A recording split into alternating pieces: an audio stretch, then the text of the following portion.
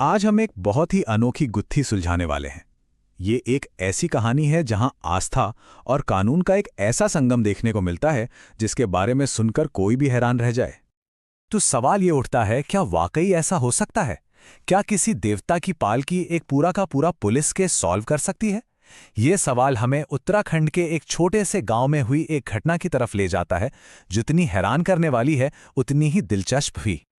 अच्छा, तो ये कहानी शुरू होती है एक चोरी से। लेकिन सुनिए, ये कोई ऐसी वैसी मामूली चोरी नहीं थी। ये एक ऐसी वारदात थी जिसने एक पूरे के पूरे गांव की आस्था को, उनकी पहचान को हिलाकर रख दिया था। ये बात है उत्तराखंड के उत्तरकाशी जिले के एक छोटे से शांत से गांव चीना खोली की। मतलब एक ऐसी जगह जहां लोगों की जिंदगी, उनकी सदियों पुरानी परंपराएं और उनका गहरा विश्वास सब कुछ एक दूसरे में गुंथा हुआ है। और इस गांव के दिल में बसता है नागराज मंदिर। देखिए, ये मंदिर उनके लिए सिर्फ पूजा की जगह नहीं है, ये तो जैसे उनके पूरे वजूद का, उनकी संस्कृति और पहचान का सेंटर पॉइंट है। उनके आराध्य नागराजा के प्रति उनकी अटूट श्रद्धा का प्रतीक। तो हुआ ये कि चोरों ने सिर्फ दान पात्र पर ही हाथ साफ नहीं किया, वो देवता की सबसे पवित्र मूर्ति ही उठाकर ले गए। अब सोचिए, ये सिर्फ पैसों की चोरी नहीं थी, ये तो गांव वालों की आस्था पर सीधा हमला था। एक ऐसा जख्म था जिसे भरना बहुत मुश्किल था। अब जाहिर सी बात है, पुलिस केस बना, जांच शुरू हुई। लेकिन बहुत जल्द ही ये साफ होने लगा कि भाई ये केस उतना सीधा साधा है नहीं जितना लग रहा था, और पुलिस के जो मॉडर्न तौर तरीके थे वो यहां आके फेल हो रहे थे। देखिए, पुलिस ने अपनी तरफ से पूरी कोशिश की, जैसा कि होता है। चश्मदीदों से बात की तो पता चला कि दो अनजान युवकों को मंदिर के पास देखा गया था। पुजारी ने रिपोर्ट लिखवाई और पुलिस ने शक के आधार पर दो लोगों को हिरासत में भी ले लिया।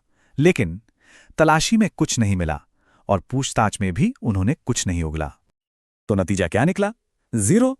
कोई सुराग नहीं, कोई सबूत नहीं, और किसी ने जुर्म भी नहीं कबूला। मतलब केस पूरी तरह से ठंडे बस्ते में चला गया।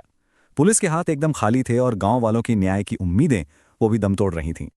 और यहीं जब कानून के सारे दरवाजे बंद नजर आने लगे, तब गांव वालों ने वो कदम उठाया जो उनकी अटूट आस्था को दिखाता है।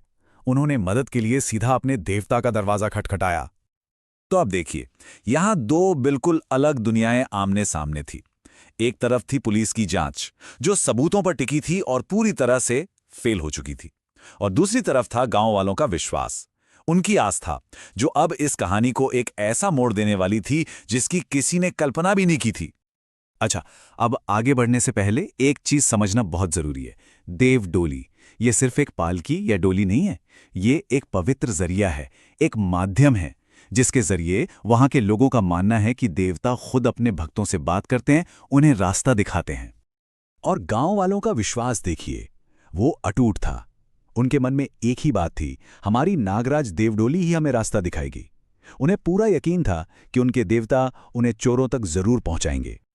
और बस यहीं से कहानी में एक ऐसा जबरदस्त मोड़ आता है जहां लॉजिक और चमत्कार के बीच की लाइन ही मिट जाती है।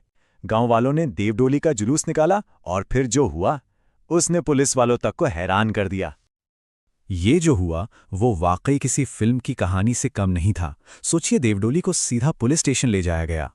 वहां जो दो लोग हिरासत में थे उनके सामने उसे लाया गया, और लोगों के मुताबिक देवडोली ने उन दोनों में से एक की तरफ इशारा किया, मतलब संकेत दिया कि असली चोर वही है। और इतना ही नहीं, देवडोली ने यह भी बताया कि चोरी का सामान आखिर छिपाया कहाँ गया है। तो देवडोली से मिले उस दिव्य सुराग के आधार पर पुलिस और गांव वाले चल पड़े और गांव से करीब 3 किलोमीटर दूर एक जगह पहुंचे। और वहां क्या देखते हैं कि झाड़ियों के अंदर मंदिर से चोरी हुई मूर्ति और दान पात्र दोनों के दोनों वैसे के वैसे रखे हुए थे। तो चलिए, चोरी का सामान तो मिल गया, गांव वालों की आस्था की एक तरह से जबरदस्त जीत हुई। लेकिन कहानी में एक और पेंच है। मीडिया रिपोर्ट्स में यह कहीं साफ नहीं होता कि जिस आदमी पर देवडोली ने इशारा किया था उस पर कानूनी कार्रवाई हुई या नहीं। मतलब आस्था ने तो अपना फैसला सुना दिया, पर कानून की किताब में क्या लिखा गया, यह सवाल अधूरा रह जाता है।